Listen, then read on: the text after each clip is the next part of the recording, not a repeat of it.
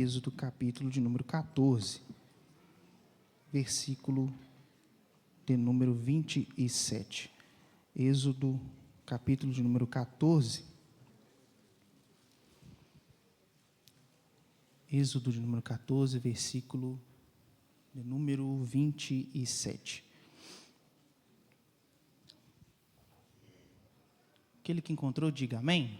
Amém. Diz assim a palavra do Senhor. Então Moisés estendeu a sua mão sobre o mar, e o mar retomou a sua força ao amanhecer, e os egípcios fugiram ao seu encontro, e o Senhor derribou os egípcios no meio do mar. Glória a Deus. Sente, adorando e exaltando o nome do Senhor. Quero agradecer a Deus por essa oportunidade de poder estar aqui, de volta, com muita alegria. Quero agradecer a vida do nosso pastor presidente, que tem cuidado de nós, juntamente com ele, pastor Clebinho, o pastor local, e agradecer toda a igreja, que tem orado por nós. Irmãos, eu quero confortar a igreja, porque eu fico maravilhado com a comunhão, e o amor dos irmãos, porque bem sabes que eu perdi a minha mãe, mas a igreja sempre esteve em fervor, em oração e súplica pela vida da minha mãe. Prove Deus que veio a recolhê-la, e também foi um conforto ao meu coração, porque primeiro minha mãe estava sofrendo muito com o tratamento de hemodiálise. Ela fazia hemodiálise segunda, quarta e sexta, então era muito cansativo. Minha mãe perdeu muito peso, minha mãe chegou a 46 a 47 quilos, e minha mãe ela veio a entrar numa situação onde ela ficou com um dos rins dela muito inchado. Mas por que eu estou falando isso com a igreja? Porque até hoje eu recebo o carinho dos irmãos para comigo e com a minha família, e eu quero agradecer muito a igreja por isso, mas confortá-los, porque nos últimos dias de vida dela, enquanto eu estive com ela naquele leito, o último dia dela, o penúltimo dia de vida dela, a minha mãe, ela não queria dormir. E eu falei com a minha mãe assim: mãe, dorme para a senhora descansar um pouco, porque a senhora vai passar por um procedimento cirúrgico muito forte. Então dorme um pouco. E ela falou comigo assim: meu filho, Deus não quer que a sua mãe durma, Deus quer que a sua mãe fique acordada. E o que a minha mãe fez enquanto ela estava acordada ali naquele leito daquele hospital? Ela fez um culto ali no hospital. E teve um momento do culto que ela pegava a mão dela e ela fazia assim, e sorria e apontava para cima. E aí de repente ela virou para mim e falou comigo assim: Cleito, agora você vem cá e vamos fazer uma oração para fechar o culto. Minha mãe foi até o último fôlego de vida dela adorando e exaltando o nome do Senhor. Minha mãe sempre me ensinou. Minha mãe falava comigo assim: Cleiton, sua mãe pode estar tendo ataque, mas vá fazer a obra do Senhor, porque você foi gerado no milagre. Não era nem para você estar andando, meu filho. Você nasceu com uma enfermidade. Já contei para os irmãos aqui, eu nasci com uma enfermidade chamada anemia falciforme. Eu não podia andar, mas Deus te curou, meu filho, no círculo de oração. Você não é propriedade minha, você é propriedade de Deus. Então, muitas das vezes, as pessoas perguntam para a gente: mas como que você... Isso nada mais é do que a mão de Deus cuidando dos seus. Minha mãe sempre me ensinou isso. Por isso que eu fico confortado e conforto a igreja. Porque agora a luta é com nós que estamos aqui, Ela já está muito bem. Agora é nós que temos que continuar firme e forte na presença do Senhor. Então, quero agradecer os irmãos que estiveram lá no velório, agradecer toda a igreja, porque eu não tive essa oportunidade de agradecer a igreja em geral pela oração. E continuei orando pela minha família. Estamos aqui porque Deus moveu as águas para nós estarmos aqui, porque quando eu cheguei em Betim, não havia norte e possibilidade alguma de eu sair de lá.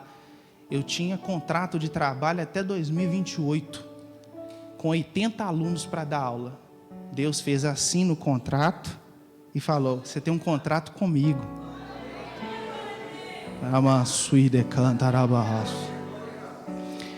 E Deus tem me dado muitos sonhos, e Ele tem falado comigo que o tempo é chegado.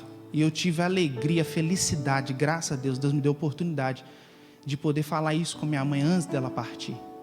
E quando eu falei com ela que eu estava vindo para cá para trabalhar na obra do Senhor, ela falou comigo assim: então eu consegui, meu filho, eu consegui criar você nos caminhos do Senhor.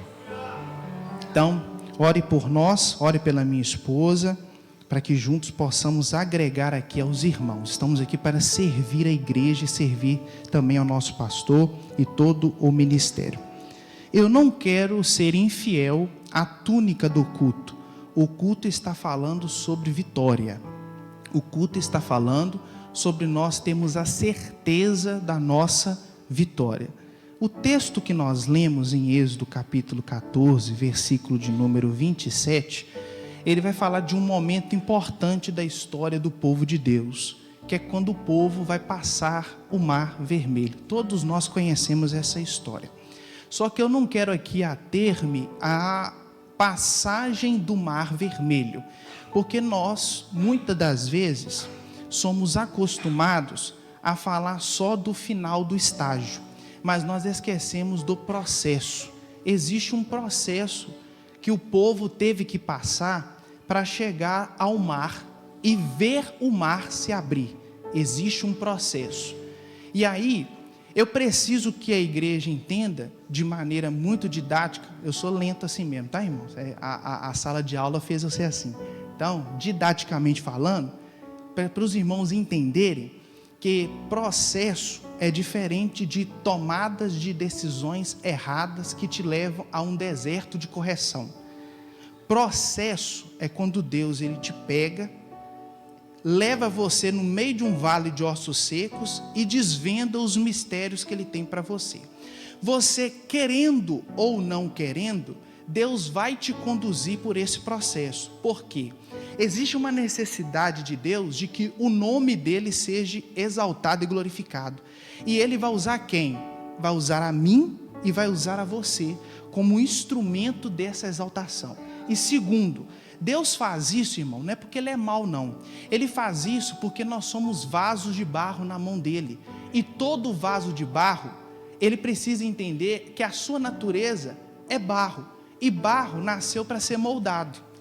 Barro é a pior espécie. Eu tenho que tomar até cuidado para falar de barro, mineração, porque meus antigos gestores estão até olhando para mim. Se eu der nota fora, eles me corrigem ali. Mas o barro é a pior espécie minerativa, cheio de contaminações. Existe uma necessidade desse modelar de Deus. E Deus nos chamou para sermos moldados, mas também para sermos um instrumento a ser usado para a glorificação do nome dEle, não do meu e do seu, mas do nome dEle. Então, o que Deus vai usar como instrumento desse molde? O processo. Há quem diga que esse processo tem nome, chamado deserto. Há quem diga que esse processo tem outro nome, chamado vale. De qualquer forma, irmãos, todos nós passaremos pelo processo de Deus. Agora, há diferença de tomadas de decisão errada que te levam a um deserto de correção. Às vezes, o que você está vivenciando na sua vida não é processo, é deserto de aflição e correção. Deus está permitindo, devido a uma decisão errada tomada da sua parte, Deus está permitindo esse sofrer, para que você faça como o filho pródigo, se arrependa e volte à casa do Pai. Só que eu quero falar de processo, irmão. Para chegar ao mar e ver o mar abrir no meio, existe um processo. Qual que é o primeiro processo? Primeiro, nós precisamos entender que o povo que está ali é um povo que passou por muitas coisas. Como que esse povo se tornou povo? Tudo vai começar com José. José, ele era governador do Egito. Faraó gostava de José porque José, através de Deus, Deus, ele usa José para administrar uma crise que o povo, que o Egito estava vivenciando. E Faraó ama José porque José ele tem o Espírito de Deus. Porém, José na autoridade que Deus lhe dá. Ele passa por esse vendaval no Egito. Ele passa por esse vendaval ali no Egito e ele é usado por Deus para abençoar até outras nações.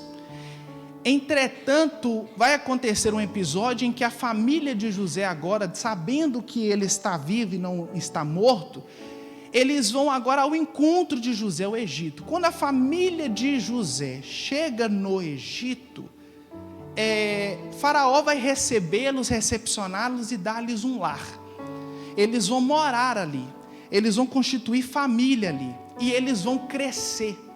E o tempo vai passando, e o texto de Êxodo capítulo 1 vai falar que o líder que governava na época de José, ele agora falece, e vai vir um novo líder que não conhece o Deus de José, não conhece José, não conhece a história, e ele vê aquela multidão, e ele vai ficar o quê?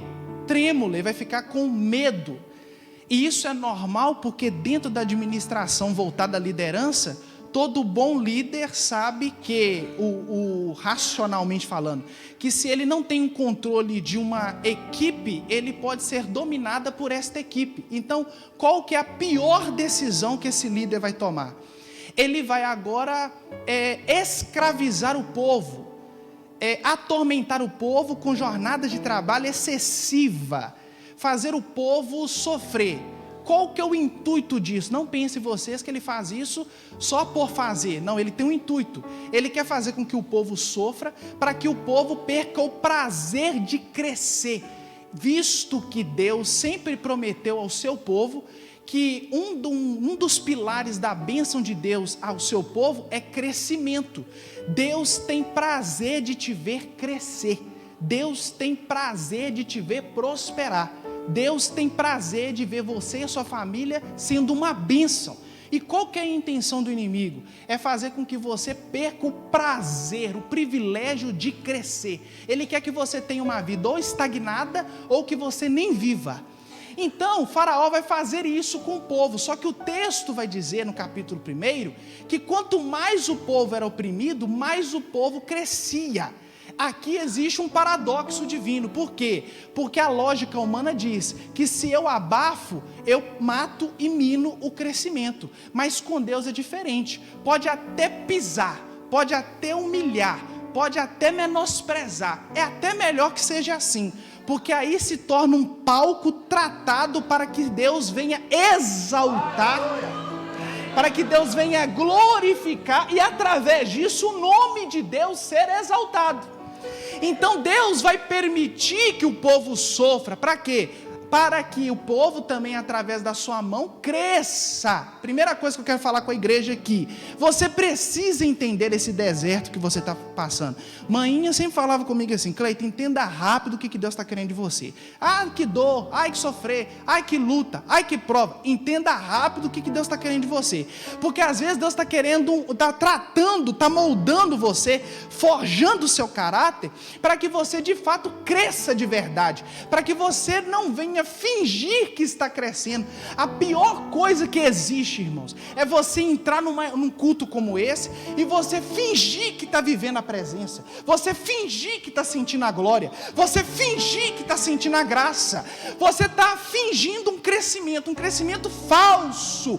A melhor coisa que existe é quando você entende a qualidade do deserto que Deus está te fazendo passar, porque quando você entende a qualidade do deserto, você entende: eu sei que eu estou passando por isso, porque Deus está tratando algo em mim, porque através de mim eu serei um instrumento para a glorificação do nome dEle. Aleluia, meu Pai.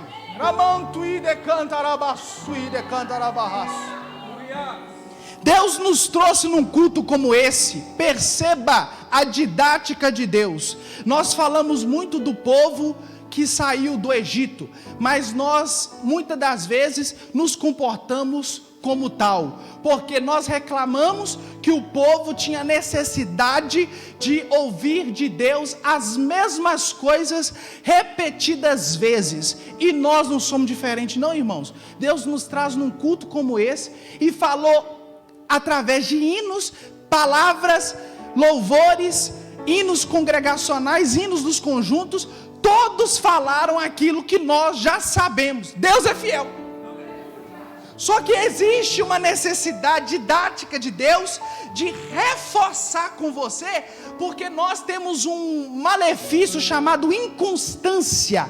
Essa inconstância nos faz muitas das vezes ficarmos cegos diante da glória de Deus. Então o que Deus faz?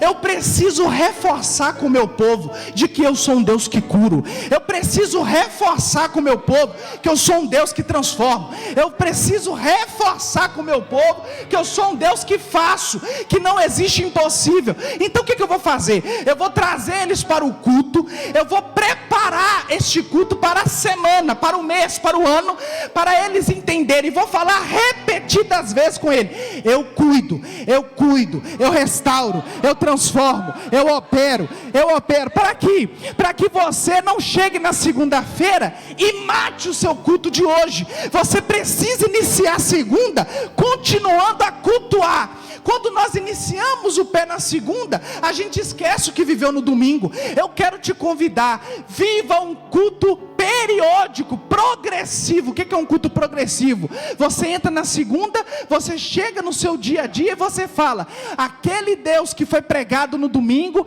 é o mesmo Deus que está comigo hoje na segunda. Eu vou passar a segunda rompendo em fé. Chegou a terça-feira, o mesmo Deus que falou no domingo, na segunda, está falando comigo na terça, na quarta, na quinta, na sexta.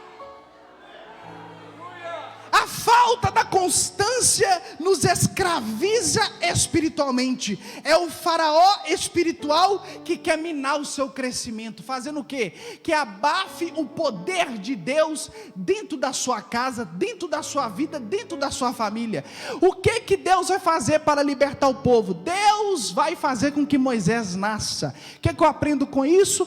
Que Deus, ele sempre gera um milagre, um instrumento, algo para te surpreender. Eu quero te convidar a continuar orando por esta causa que você está orando. Eu quero te convidar a continuar buscando, porque muitas das vezes nesta luta, nesta diária, você está pensando em desistir, porque até os seus ossos estão esmorecidos. Mas eu quero te convidar a você entender uma coisa: o seu milagre está nascendo. E às vezes a gente não consegue entender isso, Mateus. O milagre está nascendo. Se está nascendo é porque está sendo gerado. Se está sendo gerado é porque no tempo certo ele vai aparecer e surgir. Se ele vai aparecer e surgir, significa que Deus está usando essa situação para uma dupla honra. Dupla honra. Você sabe o que é dupla honra? É a glória de Deus se manifestada de forma dupla na sua vida. Só que para isso acontecer, existem os 9 meses da gestação. Existe o processo. O povo teve que esperar Moisés constituir cabeça. O povo precisava entender que o líder deles estava sendo formado. Quando Moisés, ele alcança a idade, ele já vai direto para o Egito? Não, ele vai ter um encontro primeiro com Deus. Porque qual que é o maior erro nosso? É viver no meio do povo um Deus de encontro, sem ter encontrado com ele primeiro, no primeiro estágio da nossa vida. E há uma necessidade de você entender que você precisa ter um encontro com Deus na sarça. E o fogo, ele é medidor, porque o fogo, ele te refina. O fogo, ele te transforma. O fogo, ele queima as impurezas. É impossível você viver o novo de Deus na sua vida se você não passar pelo fogo. Há uma necessidade constante de Deus. E outra, uma notícia: Deus ama se manifestar no fogo. E se você não gosta do fogo, te convido a ser apaixonado pelo fogo. Ame o fogo, apaixone o fogo, ande com fogo. ande lado a lado com Ele, busque a Ele. Essa chama, ela precisa arder dentro de você. Para quê? Para que você, a partir do momento que você tem um encontro com Deus, como Moisés teve, ali ele foi beneficiado por Deus de muitas formas. Quando ele encontra com Deus, ele conhece a identidade de Deus. Deus fala para ele: eu sou. É a identidade de Deus para Moisés. Moisés, para você falar para o povo, eu sou o Deus de Abraão, Isaac e Jacó. Agora para Faraó, eu sou. Agora, Moisés, além de você saber minha identidade, eu vou mostrar para você a materialização do meu poder. Deus, ele começa a dar poder para Moisés fazer sinais. Para quê? Para que ele tenha armamento espiritual necessário para conduzir o povo. Paulo vai falar nas suas cartas: eu não vim até vocês com palavras difíceis de serem compreendidas, eu vim com poder. Poder. E olha aqui, é fato que nós estamos aqui nesta noite, e eu vejo com os olhos espirituais a nuvem da glória de Deus sobre nós. E desde o início deste culto eu sinto que Deus está nos convidando a nós voltarmos a entender a sua identidade e o seu poder em nós. Você tem poder para colocar a mão sobre os enfermos e eles serem curados. Você tem poder para colocar a mão sobre os enfermos e eles serem curados. Você tem poder para poder dizer para uma montanha ir para o outro lado e ela ir para o outro lado. O que é isso? O que isso significa, Cleiton? É a sua identidade em Deus. Você serve um Deus que é vivo. Ei, nós precisamos entender a natureza do Deus que nós servimos. O nosso Deus não é como os deuses desse século, que tem olhos, mas não veem, tem boca, mas não fala, tem mãos, mas não tocam, e vive sendo carregado. O nosso Deus não é assim. O Deus que nós servimos, Ele tem olhos, e a palavra dele fala que Ele contempla tudo e todos. Os teus olhos são como chama de fogo. Deus tem mãos, e essas mãos tocam, e quando elas tocam, elas retiram aquilo que não presta, elas tiram aquilo que não serve, elas transformam, elas pegam o mais vil pecador e faz dele um instrumento nas suas mãos. Operando eu, quem impedirá? O nosso Deus, Ele tem corpo, Ele anda, Ele se manifesta no meio dos céus, Ele não precisa ser carregado, é Ele que nos carrega, é Ele que nos sustenta, é Ele que cuida da sua igreja. Ei, quantas vezes que você já viu uma situação adversa acontecendo, e você fala assim: meu Deus, tem misericórdia de nós, meu Deus, vai quebrar tudo, vai acontecer uma ruína, nós vamos perder gente, o negócio vai estreitar, meu Deus, parece que o senhor não está ouvindo. Aí do nada, Deus, Ele move o negócio. Sabe por quê? Porque não é você que faz, não é você que opera, não é você que está no controle. Quem está no controle é Ele, quem faz é Ele, quem opera é Ele, quem faz é Ele. Você vai tentar e não vai conseguir, mas quando Deus, Ele chega na cena, meus amigos obreiros, Deus, Ele opera. Quantas vezes que vocês estavam orando e Deus respondeu a oração? Porque Deus opera. Quantas vezes, mocidade, que você estava orando e achou que não ia dar e Deus entrou e operou? Quantas vezes, ciclo de oração, vocês oraram, instrumentistas, o conjunto dos casados, a igreja, quantas vezes que nós achamos que nós íamos perecer, nós íamos ser entregues aos nossos inimigos, nós íamos ser engolidos vivos, até que Ele chegou.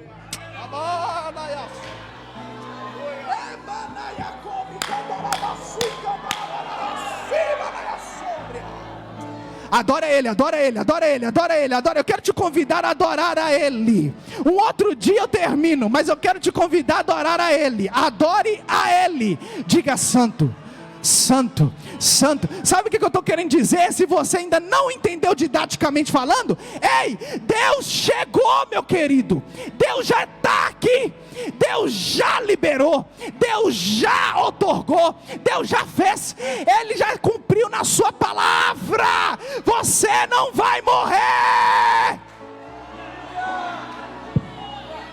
Então, primeiro, pare de se comportar como um defunto. Segundo, pare de negligenciar quem você é em Deus. Você é filho. Terceiro, pare de viver relacionamentos vazios. Você não vai encontrar nada no mundo que somente Deus pode te dar. Esse vazio tem o formato, as dimensões, a largura, o comprimento, o centímetro, o milímetro, o decímetro, o metro do tamanho de Deus. Deus é que preenche tudo.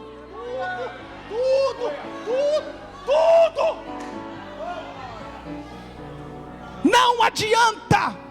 Você vai mudar aqui, você vai mudar cá, você vai andar desse jeito, não adianta. Deus é que preenche. E outra coisa que nós precisamos entender, e já entrego o microfone, nós precisamos entender que nosso Deus opera. Agora, há uma necessidade, nós compreendemos também didaticamente que Deus opera no tempo dele. Mas você pode ter certeza que ele opera. Deus não falha. Uma coisa que eu escuto muito do nosso pastor presidente: Deus, ele não fica devendo nada para ninguém.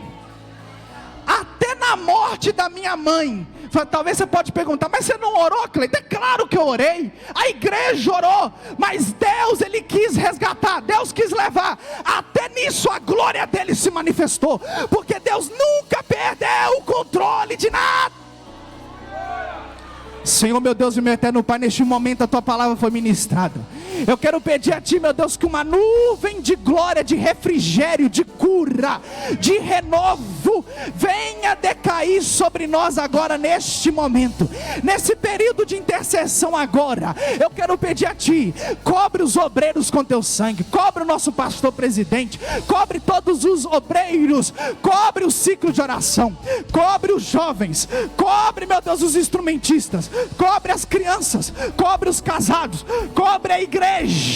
Meu Pai, o Senhor nos trouxe aqui nesta noite para que nós possamos ter uma certeza de que o Senhor está no controle de todas as coisas. Oh meu Pai, bem sei eu que tudo podes, e nenhum dos teus planos podem ser frustrados, nenhum dos teus desígnios podem ser derrubados, porque o Senhor faz, o Senhor quebra o arco, o Senhor corta a lança, o Senhor queima os carros do fogo.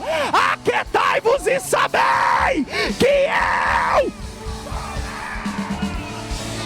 Adora Ele, adora Ele, adora Ele, adora Ele, adora Ele, adora. Eu quero te convidar a adorar. Você até hoje tem chorado, você até hoje tem chorado, mas hoje é noite de agradecer. Ai, Cleiton, mas eu não estou vendo nada, mas agradeça, porque Deus mais uma vez abriu espaço na agenda da misericórdia, e Ele está nos visitando esta noite para nos dizer: eu cuido de ti, eu cuido dos teus, eu cuido da tua casa, eu cuido da tua família, eu cuido do seu trabalho, eu cuido das suas finanças, eu cuido da sua vida. Vale a pena ser fiel a esse Deus. O mundo nos trai, o homem nos trai, o homem nos abandona, mas Deus nunca esquece do céu.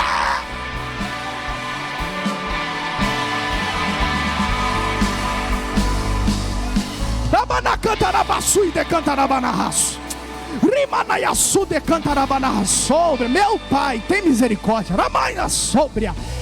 Repreenda esse espírito, meu Deus, maligno, que quer trazer, meu Pai querido, estagnação espiritual. Em nome de Jesus, aquele osso seco que tiver aqui vai ser levantado hoje. Em nome de Jesus, derriba toda mornidão espiritual. Meu Deus, tem misericórdia, me preserva. Repreenda agora, meu Pai, toda dúvida, todo medo, toda ansiedade, toda preocupação. Em nome de Jesus, repreende o mornidão.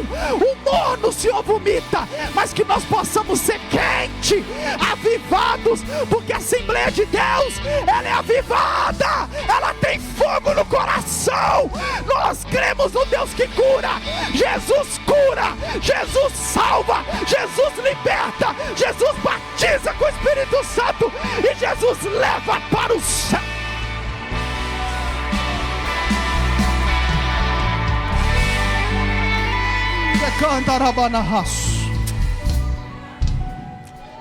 Eu quero fazer o apelo, meu Pai, e tem vida aqui que precisa.